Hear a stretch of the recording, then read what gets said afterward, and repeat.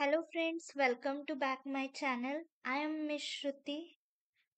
Welcome to my channel Love to Nursing. Today we learn about role play. This topic is important for GNM third year and BSc fourth year in textbook of nursing education. Okay, let's start role play. What is role play? Role play.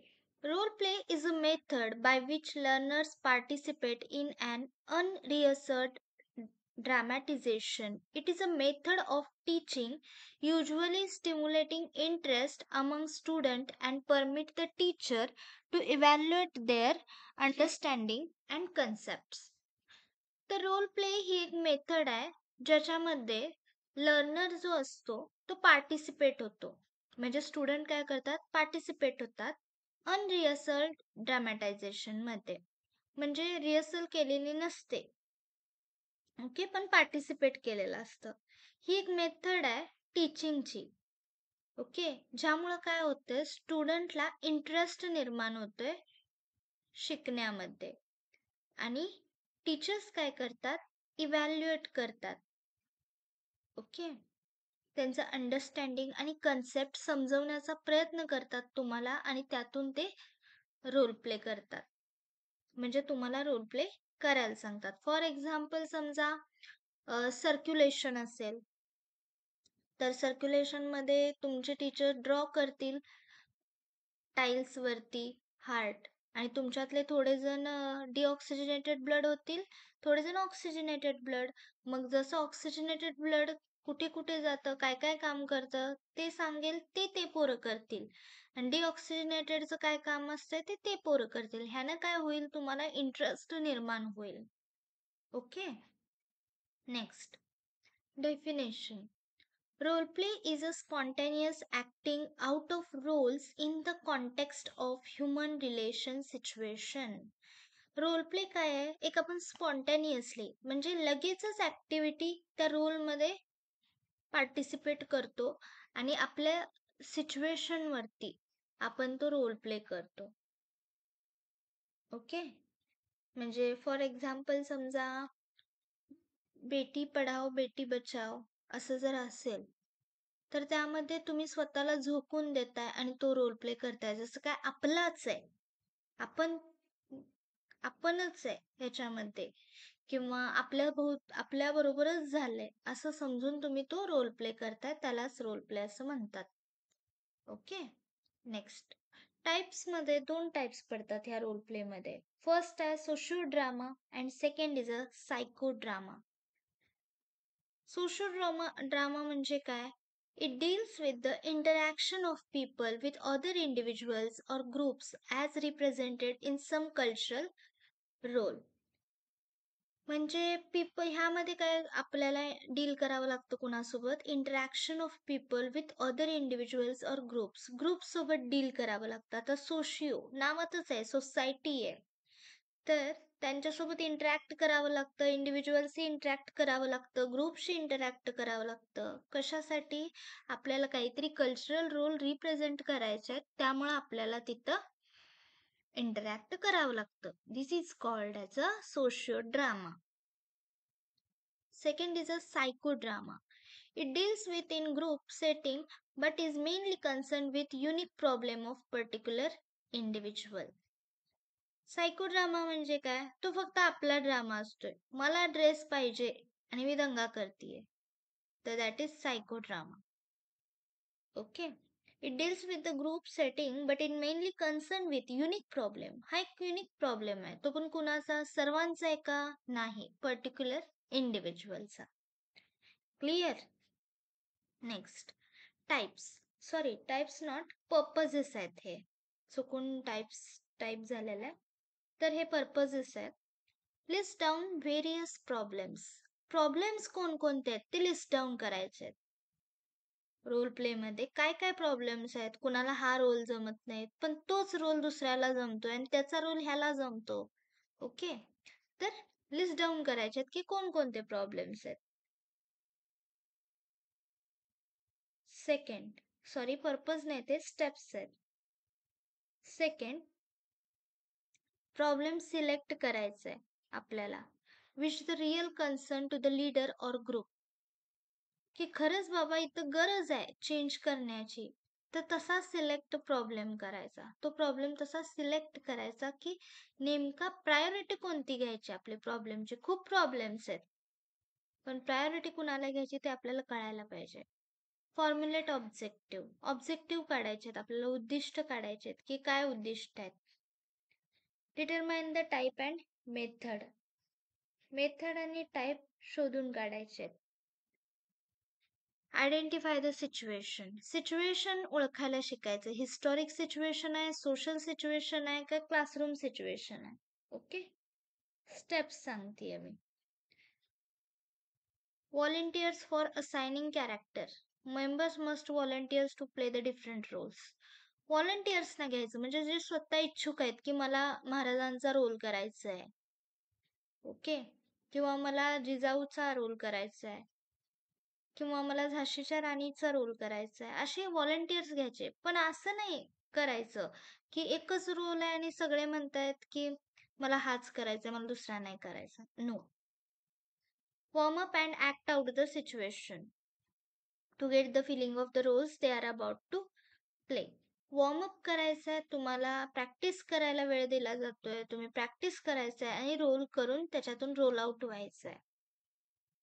For example, सिरियलमध्ये कसं असतं, एक heroine असते, एक villain असते, तर त्या सिरियलमध्ये भांडतात, पण जेव्हा त्यांच्या रिअल लाईफमध्ये ते येतात ते त्या नॉर्मलच असतात का भांडणार आहेत? नाही. Okay, next, cut out wherever needed to provide a basis for discussion. समजा जर विषय लांबलाच, काय भांडणं लागली, तर तिथं कट आउट करायचं डायरेक्ट. Feedback from audience. ऑडियन्सला विचारायचं की कसं वाटलं. Then discussion and summary. Role of teacher. आता यामध्ये रोल काय आहे टीचरांचा? The teacher observes and analyzes individual students' need in a real life situation. The teacher observe करतात आणि अनालाइज करतात की इंडिव्हिज्युअल स्टुडंट जो आहे त्याला काय गरज आहे रिअल लाईफ सिच्युएशन मध्ये. कसं असतं, प्रत्येकाला कॉन्फिडन्स नसतो, पुढे गेल्यावर कॉन्फिडन्स ढळतो. एखादा खूप चांगला मुलगा आहे, हुशार आहे, पण त्याला स्टेज डेअरिंग नाही आहे. ओके, तर हे अनालाइज करायचं आहे टीचरांनी. Assist the student in meeting her needs or encourage the group members to give spot suggestions. स्टुडंटना असिस्ट करायचं मीटिंगमध्ये, त्यांच्या गरजा काय आहेत विचारायचं, त्यांना प्रोत्साहन द्यायचं आणि ग्रुपमधल्या मेंबर्सना सांगायचं की त्यांना स्पॉट सजेशन्स द्या. म्हणजे समजा ते इथं चुकत असले तर त्यांना डायरेक्ट सांगायचं की तुम्ही इथं चुकताय, हे इथं सुधारायला पाहिजे. Okay, encourage independent thinking and action by giving indirect guidance. प्रोत्साहन द्यायचंय त्यांच्या विचार करण्याच्या दृष्टीला, क्षमतेला, आणि त्यांचे इंडिपेंडेंट थिंकिंग पाहिजे, कुणाच्या बर्डन खाली येऊन त्यांचे थिंकिंग नको आहे. आणि ऍक्शन सुद्धा गिव्हिंग इनडायरेक्ट गायडन्स, आपल्यासारखं गायडन्स न घेता त्यांना ऍक्शन घ्यायला भाग पाडायचं आहे. The teacher can correct the errors and use role play for specific teaching on the subject. टीचरांनी एरर्स जे असतात ते करेक्ट करायचे आहेत आणि स्पेसिफिक टीचिंग सब्जेक्ट बद्दल जे काही स्पेसिफिक टीचिंग आहे रोल प्ले बद्दल, तो त्यांना समजावून सांगायचा आहे. Next is a advantages. आता याचा फायदा काय आहे?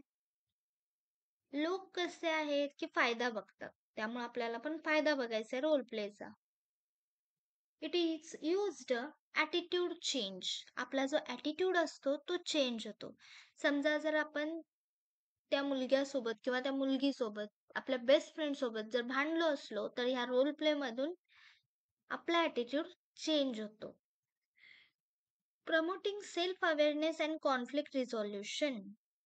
सेल्फ अवेअरनेसला आपल्या प्रमोट भेटते, आपण जागरूक बनतोय. प्लस भांडण जरी लागलं तर त्याच्यातून आउट कसं व्हायचं, कम आउट कसं व्हायचं, ते आपण रोल प्ले मधून शिकतो. It helps in group problem solving. Problem सॉल्विंगला सुद्धा मदत होते. It provides an opportunity to practice new skills. आणि आपल्याला प्रॅक्टिस म्हणजे अपॉर्च्युनिटी भेटते आपल्याला की काहीतरी न्यू स्किल डेव्हलप करण्याची. It instills confidence in the student आणि ह्याच्यामुळं काय होतंय, स्टुडंटच्या मनामध्ये कॉन्फिडन्स निर्माण होतोय. Get out. सॉरी, कळालं? ओके.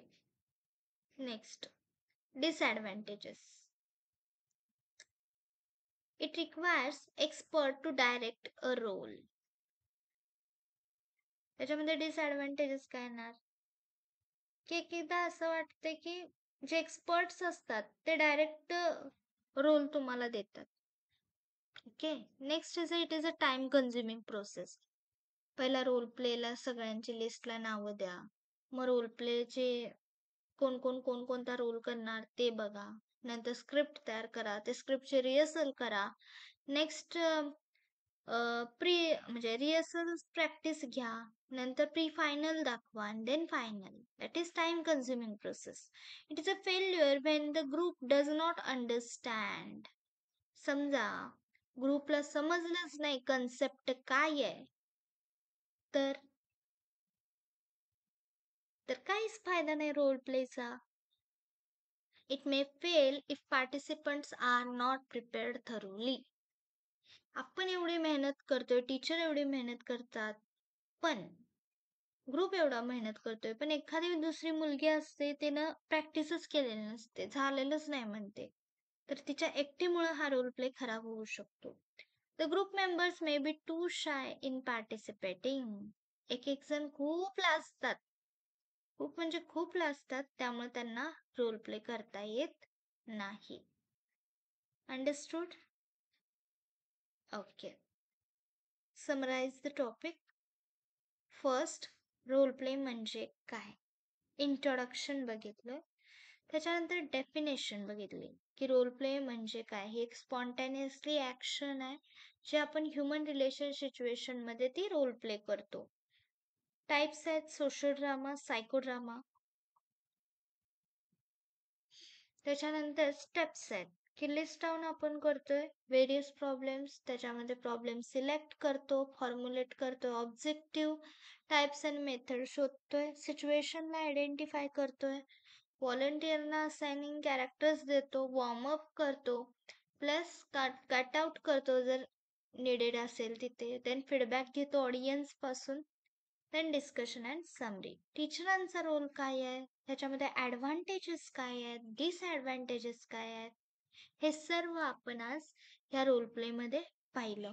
हा एक छोटासा आणि खूप छोटासा आणि इंटरेस्टिंग टॉपिक आहे.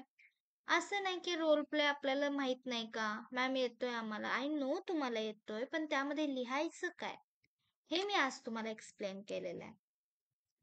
तर I hope you understood this video. Thank you so much guys for watching my video. Press the like button and share to your nursing friends. Bye. Keep in touch.